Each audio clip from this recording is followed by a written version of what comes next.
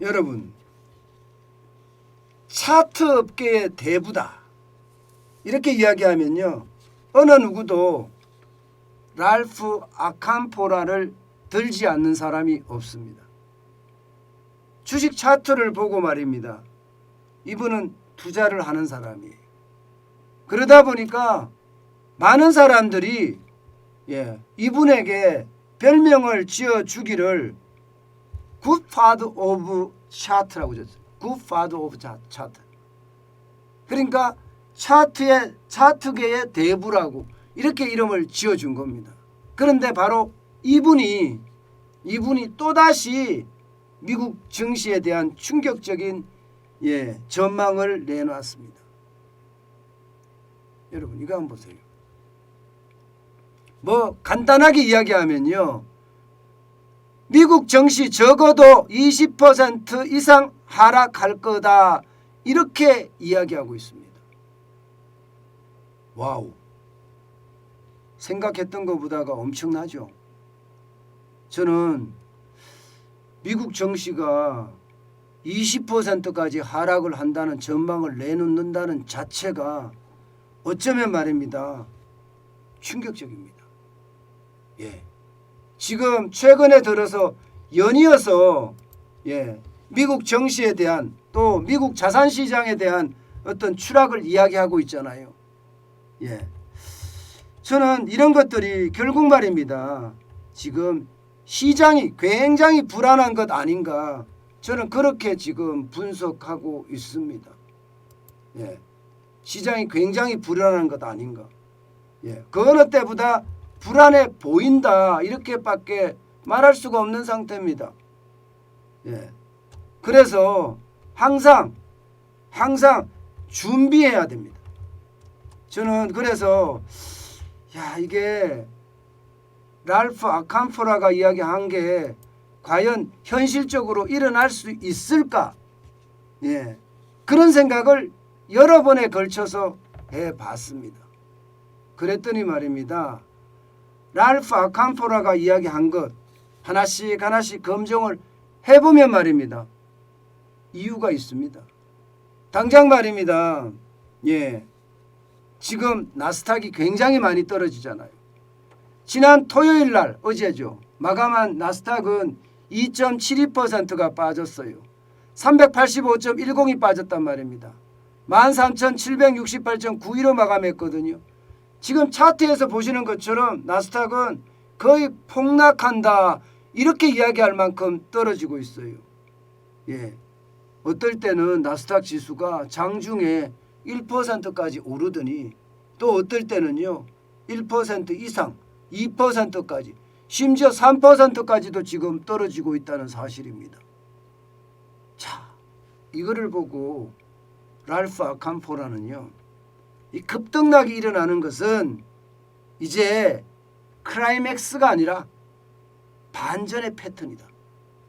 반전하기 위해서 급등락을 하는 거지, 이게 클라이맥스로 다시 올라가기 위해서 급등락을 하는 것은 아니다 이렇게 이야기를 했습니다. 실제로 말입니다, 실제로 주식시장에서요 박스권을 계속 형성하잖아요.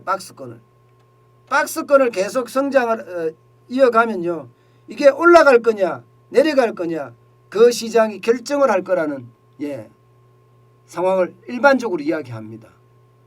그러면 박스권으로 계속 형성하다가 떨어질 수도 있는 거고요, 아니면 올라갈 수도 있는데 지금까지 미국 시장은 거품이 많이 껴있기 때문에 결국은 이것은 떨어진다.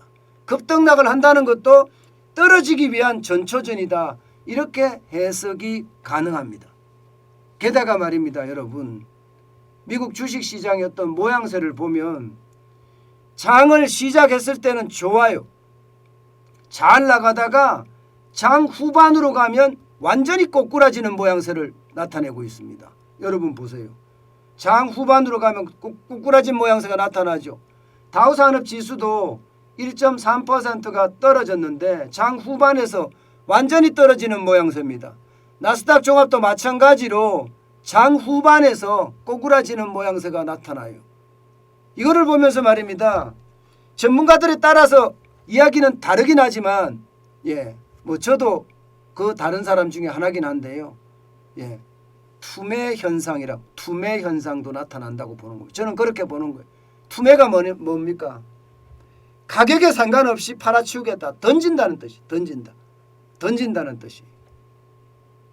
지금까지 여러분 미국 시장에서 코로나19의 위기가 한창 중일 때 미국에서 어떤 돈을 풀면서 부양 정책을 쓴 이후로 투매가 나타난 것은 지금이 처음입니다. 지금이 처음입니다. 아마 이렇게 말입니다. 장 후반에 투매가 나타나는 것은요, 그 강도가 세기도 세지만 흐름을 보면 야, 이거 1980년대를 닮아간다. 뭐 이렇게까지 이야기합니다. 투매 강도가 너무 세다는 거예요. 실제로 말입니다. 지표에서 나오는 것도 보면 이 강도가 1980년대 이래 가장 강하다. 이렇게 지금 분석하고 있어요. 가장 강하다. 뭐 어떤 표현에서는요, 투매에서 폭탄 매도라는 표현까지 나와요. 폭탄 매도. 게다가 말입니다. 월스트리트에서는요, 앞에 이 부분에는 멍청한 돈들이 주식을 산다. 그리고 장 후반부에는요, 스마트한 똑똑한 돈들이 움직인다. 이렇게 이야기합니다. 그러니까 덤버머니가 초반에는 움직였다가 후반에는 스마트머니가 움직인다. 이렇게까지 이야기하는 겁니다. 이런 걸 보면 말입니다. 랄프 아캄포라가 이야기하는 내용들이 완전히 틀렸다. 이렇게 얘기하기에는요. 이게 굉장히 말이 안 맞는 겁니다. 지금 랄프 아캄포라가 이야기하는 게 어느 정도 설득력이 있다는 거예요. 게다가 랄프 아캄포라는요, 핵심을 하나 들었습니다. 바로 이거예요. 비트코인. 지금 비트코인이 굉장히 많이 떨어졌죠. 여러분 보시다시피 4,100이죠. 4,184만 1,893.96원입니다. 그야말로 급추락이에요. 랄프 아캄포라는요, 바로 이것을 예를 들었어요. 주식시장이 변동폭이 크고 실제 장 후반으로 가면서 투매 현상이 일어나는 것은 투자자들의 심리가 완전히 급추락했다. 투자자들의 심리가 급추락했다. 투자자들의 심리가 급추락하니까 투자를 안 하는 거예요. 야, 이거 겁나서 안 되겠다. 겁내서 안 되겠다. 지금 빼는 게 좋다. 이렇게 이야기합니다. 그러면 투자자의 심리가 급추락한 배경이 뭐냐잖아. 그 배경은요, 한결같습니다. 어느 누구도 말입니다. 미국의 금리 인상을 안 드는 분이 없어요. 미국의 금리 인상을. 그렇다면 여러분, 우리는 어떨까요? 우리도 똑같습니다. 미국 시장을 제가 분석할 때 여러분, 미국이라는 단어를 빼고 한국이라고 앞에 집어넣으면 거의 똑같습니다. 어떤 분들은 그렇게 이야기해요. 아니, 한국의 경제 상황과 미국의 경제 상황은 너무나 다르기 때문에 이게 같이 놓고 비교하기에는 좀 맞지 않지 않느냐, 이렇게 이야기하시는 분도 있습니다. 물론 차이가 있을 수 있습니다. 그런데 통화 정책을 미국이 바꿔가면서 하는 그 문제에 있어서는요, 대한민국의 경제와 아주 밀접하게 관계가 있습니다.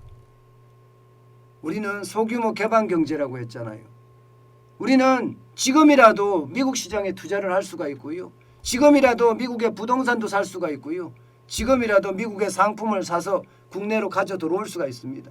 그 정도로 개방된 나라예요.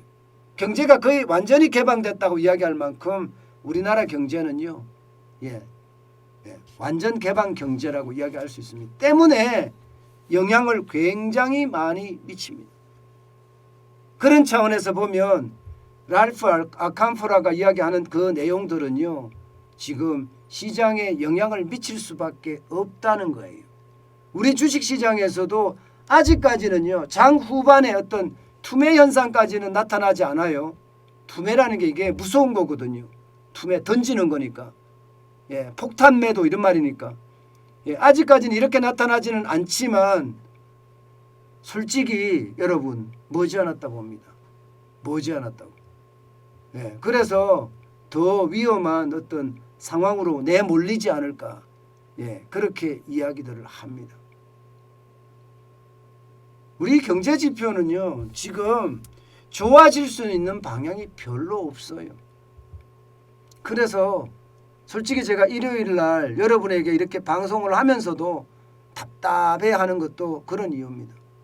지표가 좋은 지표가 나오면 좋겠는데 좋은 지표가 안 나오니까 그게 더 답답해지는 거예요.